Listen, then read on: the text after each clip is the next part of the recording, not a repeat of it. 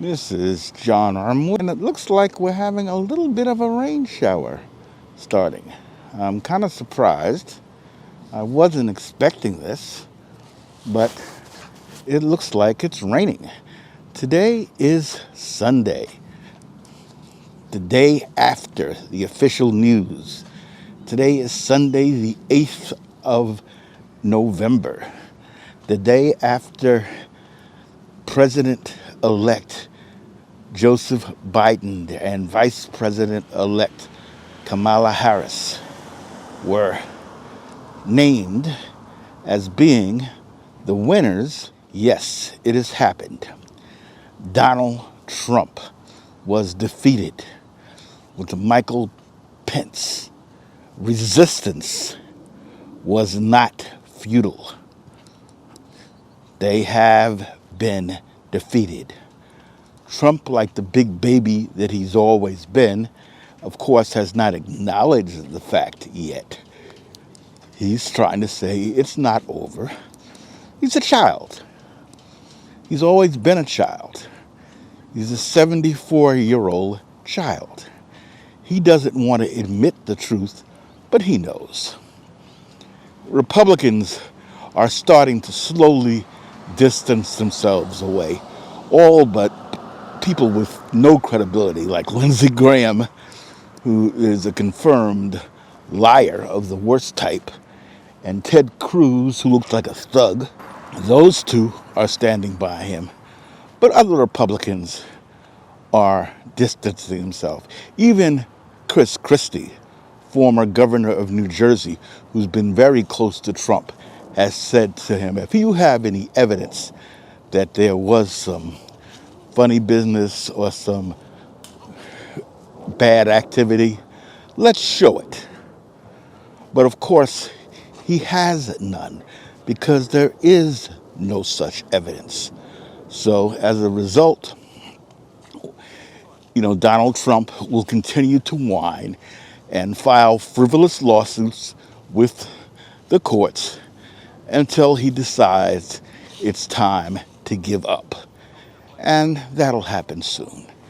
And his supporters will continue to make up stories and act like that he didn't really lose.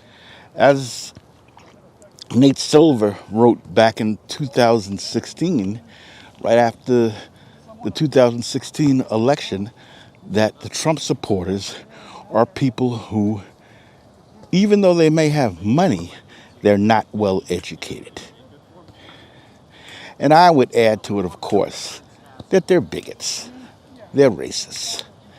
Anybody who could vote for a candidate who has said the offensive things that Donald Trump has said, has engaged in the offensive behavior, like putting kids in cages, banning Muslims, is a racist and a bigot.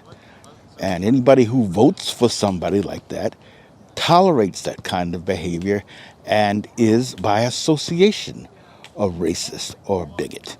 You are what you do. And if you vote for somebody like that, you are a racist and a bigot. Period. You may not like it. You may not like me saying it, but it's true. If you voted for Trump, you're a racist and a bigot. And you're obviously not very intelligent. That's a given. But this is a weekend for celebration. Even though the size of the victory was not what we'd hoped, it's not even what the Real Clear Politics average was showing, or what the Nate Silver's 538 organization, it's a part of ABC, was showing. They were expecting a slightly larger victory, but a victory is a victory, we'll take it. The Senate does not look good. Right now, to control the Senate by virtue of there being a 50 to 50 tie, the two seats that were undecided in Georgia, due to the law which requires that you get 50% of the vote, are going to a runoff in early January. I think it's January 5th, if I remember the date. And we Georgia residents are going to have to come out and vote on those days to make sure that the Senate is controlled by Democrats. This is going to be an uphill battle. Unfortunately, a lot of people tend to not vote in runoff elections or primaries. And this is something that we really need to make sure people do, is come out in January and vote here in Georgia. Because Mitch McConnell, who is the Senate Majority Leader, has been nothing but an obstructionist since he gained his majority during the first Obama administration. Unfortunately, he won his senatorial seat, and we have to make sure that we can nullify his influence, because his operational strategy is to block anything that Democrats want to do. He will lie, he will cheat, he will do any of that. Look at what happened with the Supreme Court. We have got two nominees to the Supreme Court by Trump after blocking Judge Gorsuch, nominated by President Obama. So this is the kind of stuff that we've had to put up with. And it was just about power. They had the numbers. That's why we've got to realize that we have to focus on getting the numbers, because this is about people's lives. And America has been through this before. We went through a right-wing turn after the Tilden Hayes election of 1876. And from that period all the way up to 1930s, we went through a very, very bad period of right-wing activity. Now, there was a slight move to the left during the populist movement, but it didn't impact people of color.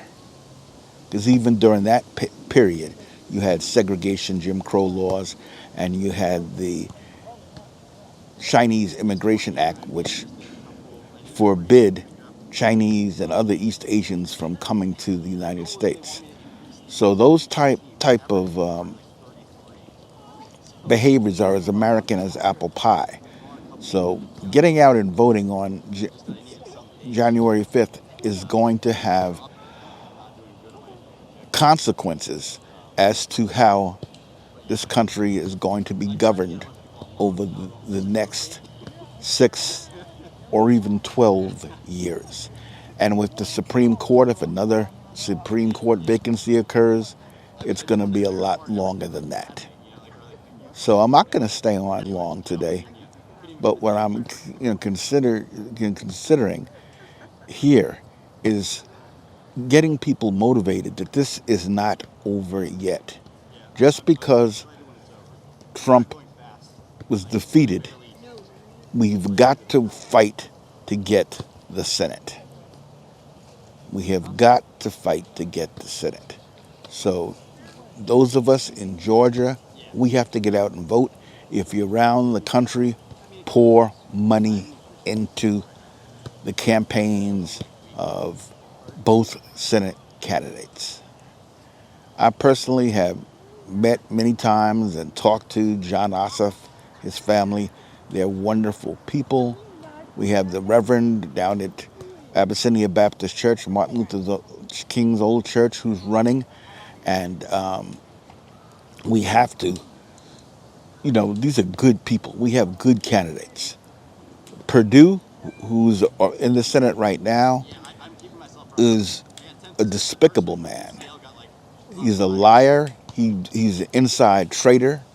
He traded once he found out the coronavirus and claimed that it wouldn't harm people, but he made economic deals based upon them. So that is not the kind of person we need in the Senate.